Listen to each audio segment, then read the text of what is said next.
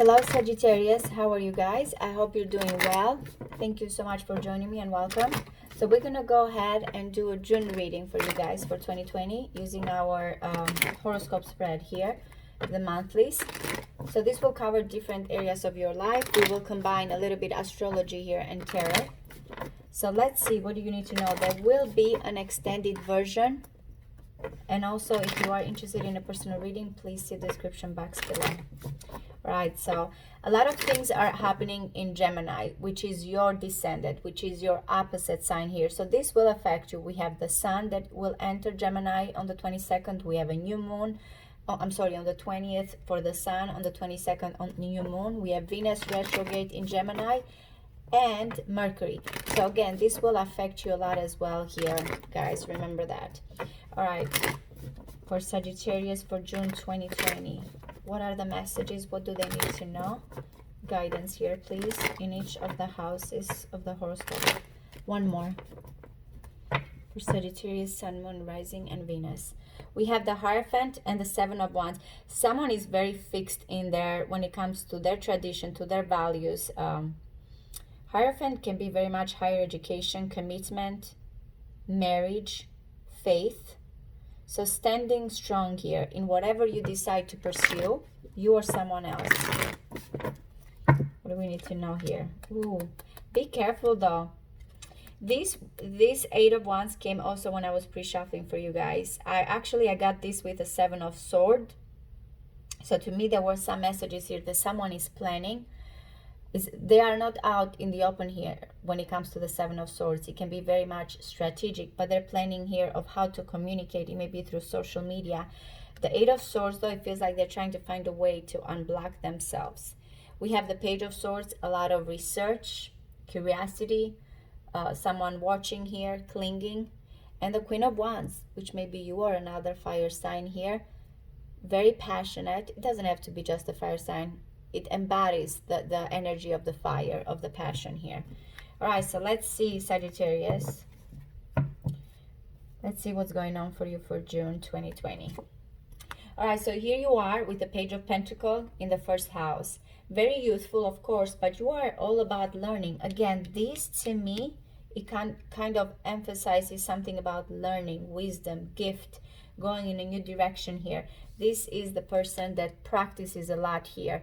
Not kind of jumping as a Page of Wands, which can be very Sagittarius, adventurous. This is like getting some information and kind of practicing and learning here, but building something steady. So kind of the student, practical, gifted when it comes to this knowledge. And here you are again with another pentacle in the second house. The house of possessions, of value, of money. Some of you may be finding here working on a skill to increase your possession. This may be, again, when it comes to also with a Taurus here, there's a lot of work and putting an effort. But overall, because I see you here as the student, as the person that is practicing, you are perfecting here whatever it comes that you value and makes you money. Also, if you have been waiting for something here regarding your bank account, again, the Eight of Pentacles is saying that there's still work, but you are on the right direction here. You are almost ready to that self-sufficiency here, being financially free. So the message is just keep perfecting or keep working on what you're doing. You are very close. All right, so what's happening in the third house, which belongs to Gemini here? And we have another pentacle. Wow, what is going on here? All about security, health, work, home.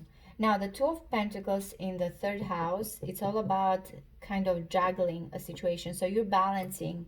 It may be people that surround you, because the third house can be environment, siblings, close friends. It may be your mind here when it comes to this learning and this type of situation of working on a craft. Whatever you're doing is saying it's a situation of just negotiation here, looking at your options, not causing any turmoil. That's what it is with this one right now.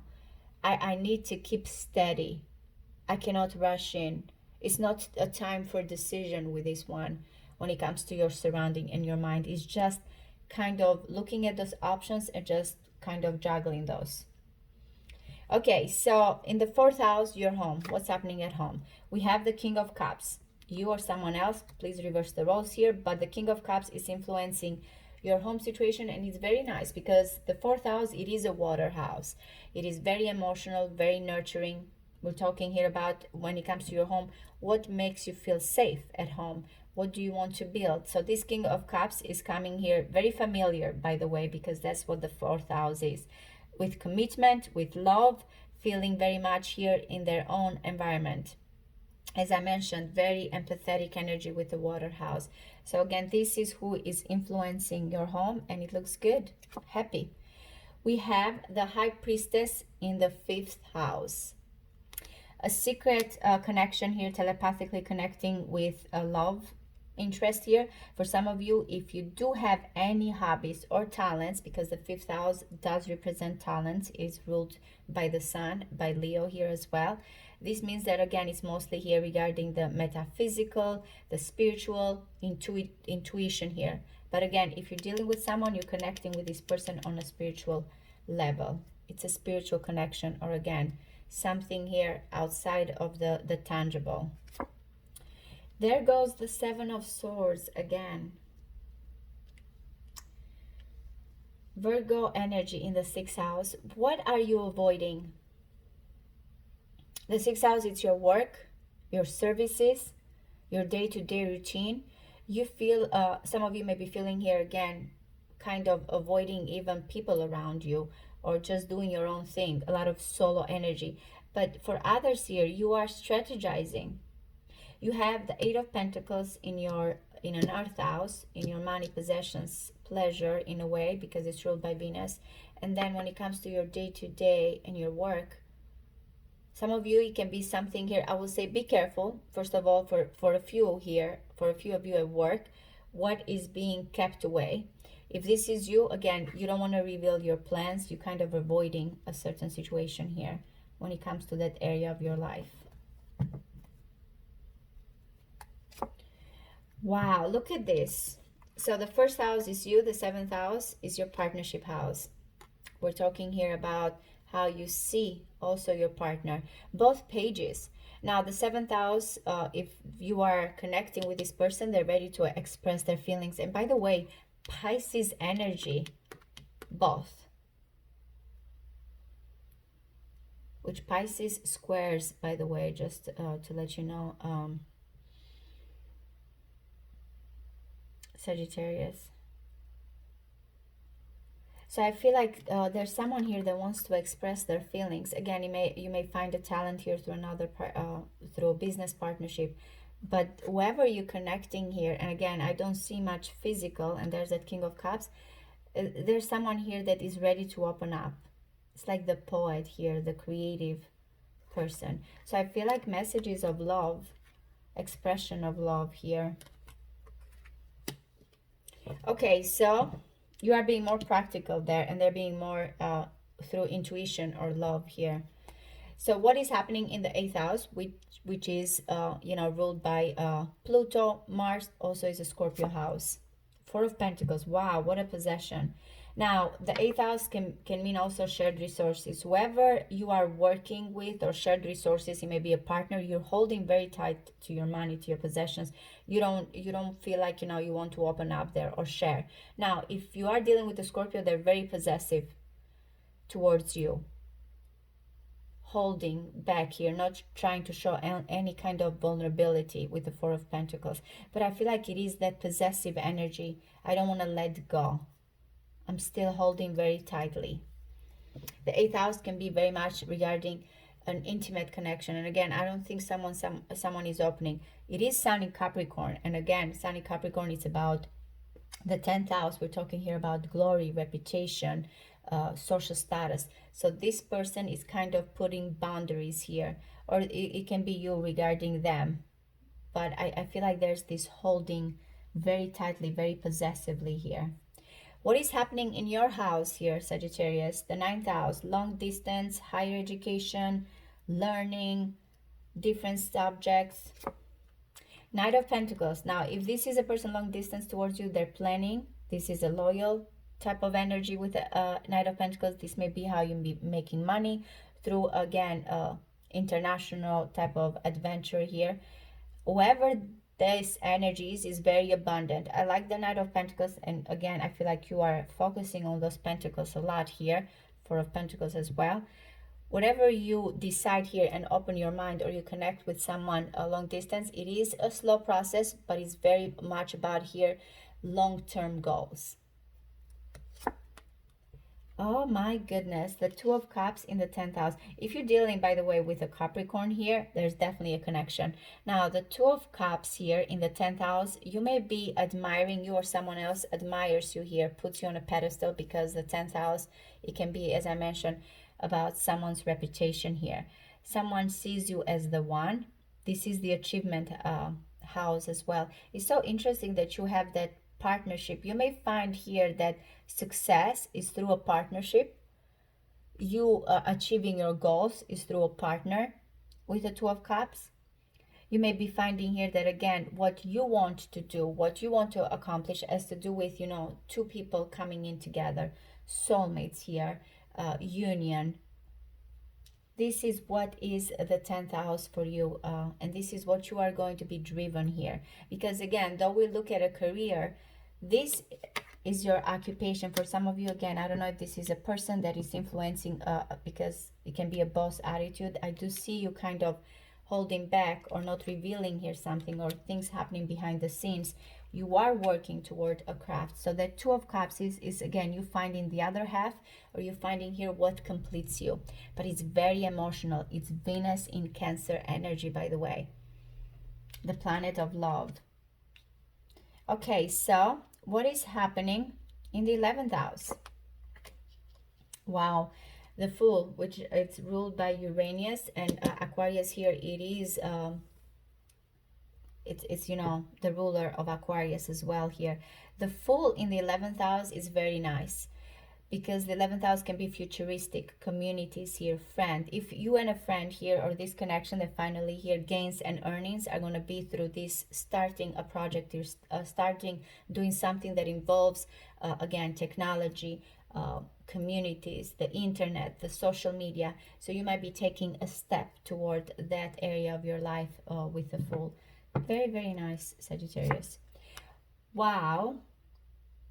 The 12th house, which belong to Pisces, by the way, Neptune energy, but this is the secret house.